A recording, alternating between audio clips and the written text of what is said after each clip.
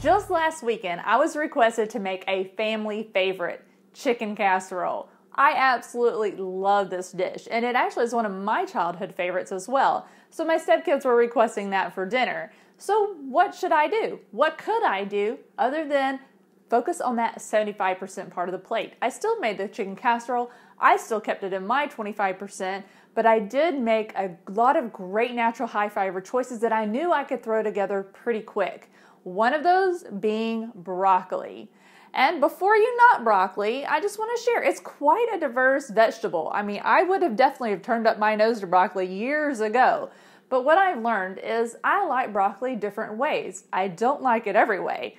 If it was raw, it's just not my favorite at all. But roasted or steamed with a particular dish, I love it. But it's really about trying different ways and figuring out how you like it best. So I do invite you to try some of the different recipes we've shared this week that are featuring broccoli. And today, I'm going to cook up some roasted broccoli for you. So I'm going to go ahead and heat my stove up. Let's see, we're going to bake it at 425. We'll get that warming up while we get the broccoli prepared. So mainly I'm talking about using either broccoli that you've bought, and you can roast this whole piece if you would like, but I usually cut off the big stem piece here and make them into little trees or little florets, or you can buy them already cut for you ready to toss on a pan, to throw it in some oil and roast. But you can also buy frozen broccoli. Now, frozen broccoli is not going to necessarily be the best for roasting, but it is going to be great for steam.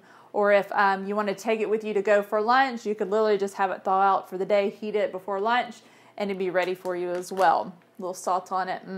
All right, so with these three options, I also wanted to take into consideration price points. So I went and bought these today. And so the 2 heads of broccoli here was $2.48, which once I kind of cut the big stem out, it's going to be about 12 ounces, which is what these 2 bags are. Now, the ones that are already cut for us here, this was $2.24. So actually a little cheaper than buying the 2 heads. And then the bag of frozen was $1.98. So you can see, these are within about 50 cents of each other. So it's not a huge drastic difference. And of course, if you can find them on sale, even better. So let's go ahead and get started with roasting this. And I really do recommend try roasting broccoli if you haven't. What I'll do is go ahead and I've already sprayed my pan here. So I'm going to cut the little trees off of these real quick.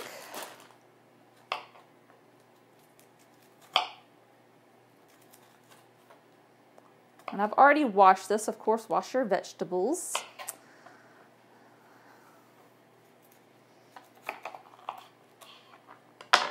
And then sometimes if it's like this, I'll just pull them apart, or you can cut them apart with your knife. Either way. You have some nice little florets here. So as I said, you want to spray your pan, and then what you're going to do is put the florets on the pan, and then spray them with oil as well. And what's really nice about using a cooking spray versus you could put these in a bowl and toss it in a tablespoon or so of olive oil, but 1 tablespoon of oil has 120 calories. So if you get to really pouring that on, you're pouring on enough oil that could really be amount of calories for 1 whole meal. So you'll notice, and I'm sure many of you have, one of my biggest tips is to use a cooking spray. Now, sure, you can use a cooking spray like, any of them that you can buy at the store if you'd like. But if you want to use your own oil, I do keep a cooking spray on hand too, but I also like to, there's a lot of different devices that you can purchase. This one is a Misto, like $7, $8. You can find a variety of different ones on Amazon online. And what we're going to do is just pump the top of this, and that's going to create pressure. And I already have the olive oil that I just have on hand here ready. And so what I'm going to do, let's move this around here for y'all, is just to spray that. And just a nice good coating on it all. Just like so. And then I'm going to put some garlic salt. And that's just my preference is garlic salt. Now you could put whatever type of seasonings you want. If you just want salt, you definitely could do that. I just prefer garlic salt. It's just kind of nice. So I'm just going to sprinkle this on top. just like so. So my oven's about ready to put these in. I'm gonna bake these for 20 minutes. Now what you're gonna want to see is that these are lightly brown, lightly kind of roasted around the edges of the broccoli, and it is just incredibly delicious. Your oven may be a little bit different, so just keep an eye on it. It may need to go a few minutes longer, a few minutes less, but keep an eye on it. You don't want it to burn. Now, one of the things I did when I created my chicken casserole was that I had the broccoli was one of the fiber foods that I had on hand, so there was an easy power up to my plate, but I also decided to roast asparagus with it at the same time. And I made some mashed potatoes, and I also did a veggie saute of onions, red peppers, and yellow squash. So those were, very easy items that I felt like I could put together pretty quickly, along with the chicken casserole, that would really help crowd my plate and fill up my plate so that the chicken casserole stayed in that 25%, and I still had a great full plate meal with all the wonderful veggies that I decided to serve. Now, of course, the family doesn't have to eat those. They can eat whatever or, as much or as little as they would like. But I knew that at least doing that, I knew I was going to be ready to eat a full plate meal. All right, so the oven's ready. These are going to go in. All right, I'm going to set the timer for 20 minutes, and we'll see what these look like when it comes out. As you can see, it's already starting to brown a little bit. I'm gonna let this go for a few more minutes before I pull it out. But remember, there's a variety of different ways that you can cook broccoli. A lot of the recipes this way, from included in a stir-fry rice to salads. There's a lot of variety of things that you can do.